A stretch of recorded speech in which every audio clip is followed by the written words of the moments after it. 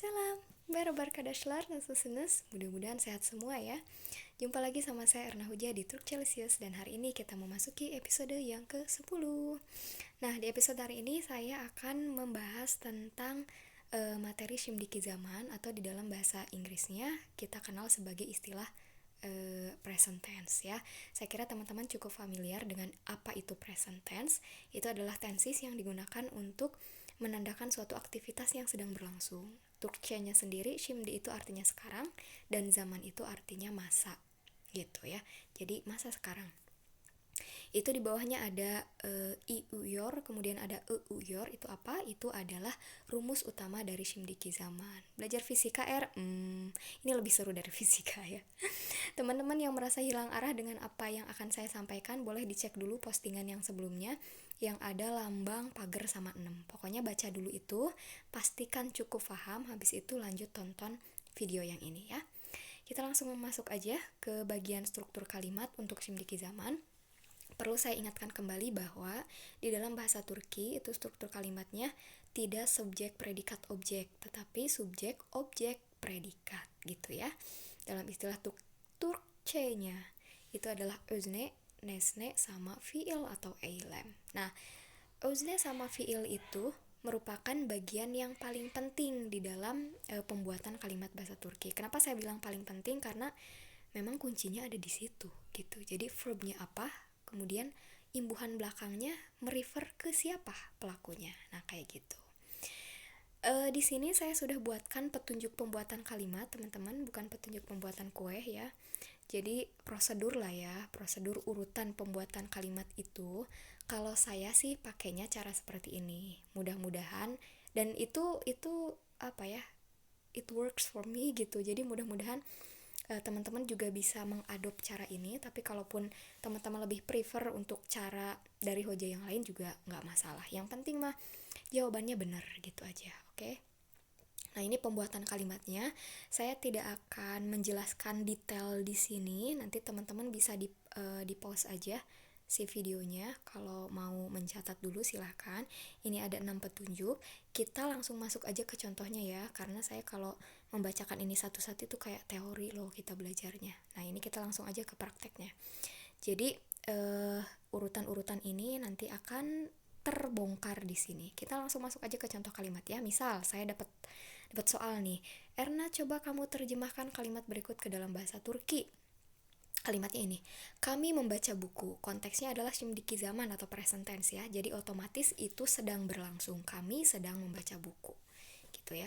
Kami sedang membaca buku. Nah, urutan di dalam bahasa Indonesia itu kami membaca buku, subjek, predikat, objek. Tetapi di dalam bahasa Turki kami subjek, objek, baru predikat. Jadi urutannya kami buku membaca gitu. Oke?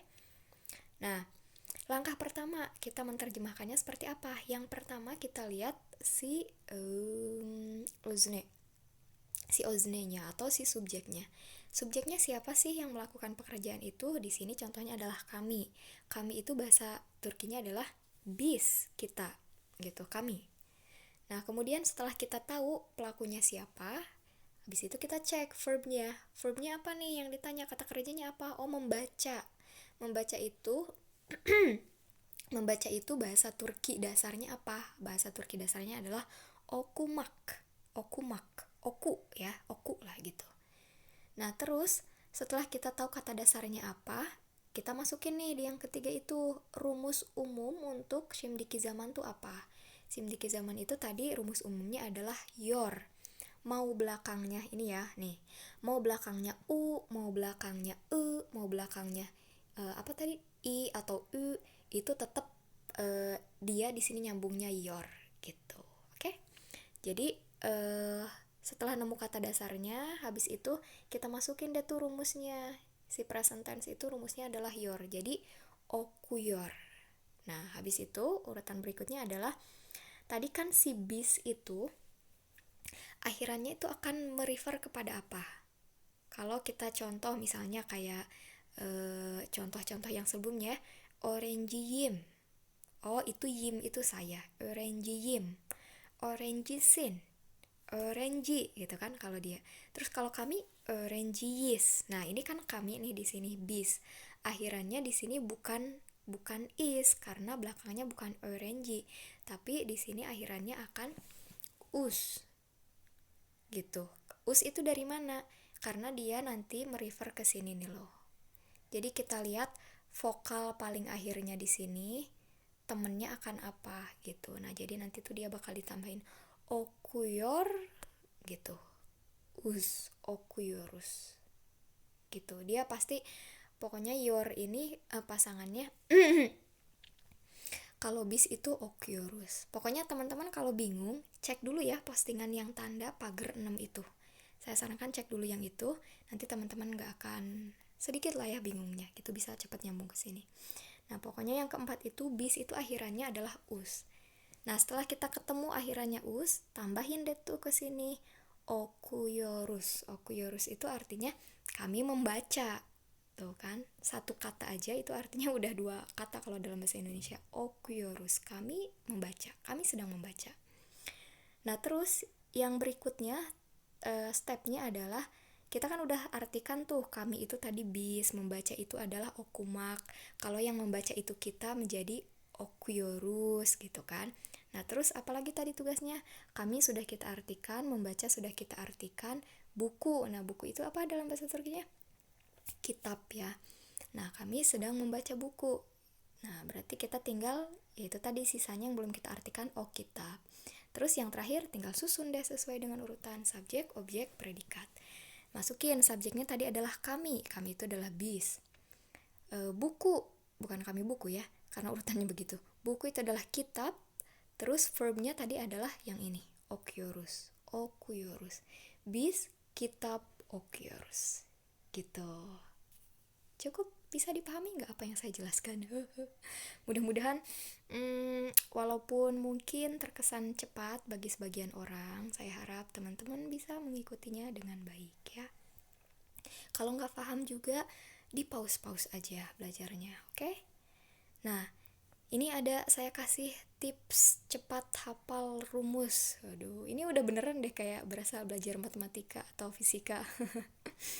Ini kalau mau hafal rumus, jadi nanti present tense itu rumusnya kan misalnya okuyor. Kalau diterapkan ke saya berarti okuyorum, diterapkan ke kamu okuyorsun, diterapkan ke orang ketiga okuyor aja gitu kan. Dan seterusnya. Nah, biar cepat hafal, saya itu dulu kalau belajar di Turki, misal saya nemu kata dasar suatu verb itu apa, walaupun yang diminta cuman peruntukan saya aja, saya biasa suka apa sih bahasanya teh ngegrenyem gitu loh.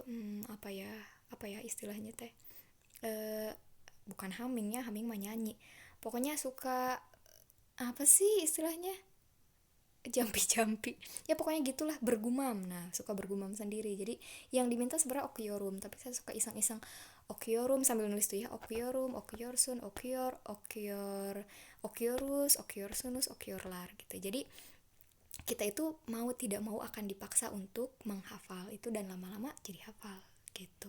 Gitu aja sih sebetulnya. Jadi saya sempat waktu itu bilang si Mimin sih.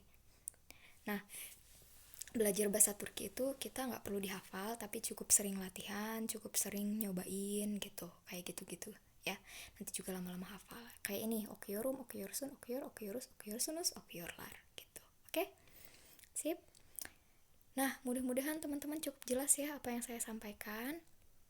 Di sini saya kasih sedikit post test buat teman-teman. Kira-kira adakah yang bisa mengartikan apa bahasa Turkinya? Baper. Aku cinta kamu. Apa coba kira-kira? Jangan pakai Google Translate ya. Pokoknya coba artikan satu-satu. Aku itu dalam bahasa Turki apa? Cinta itu pokoknya kata dasarnya cinta ya, mencintai, cinta. Kamu itu dalam bahasa Turkinya apa? Terus ibu menyayangiku, apa coba kira-kira bahasa Turkinya? Dan yang ketiga, mereka tidak makan roti. Ini sederhana banget teman-teman ya, sederhana palamu sederhana bagi yang udah belajar ya, tapi kalau yang belum tetap aja tantangan, nggak apa-apa, cobain aja ya. Oke, itu saja, selamat belajar teman-teman. I çalışmalar, sama aja i dersler, i çalışmalar, intinya mah selamat bekerja, gitu aja. Itu aja dari saya teman-teman. Terima kasih banyak. Sampai bertemu lagi di pertemuan selanjutnya. Hatur nuhun. Assalamualaikum.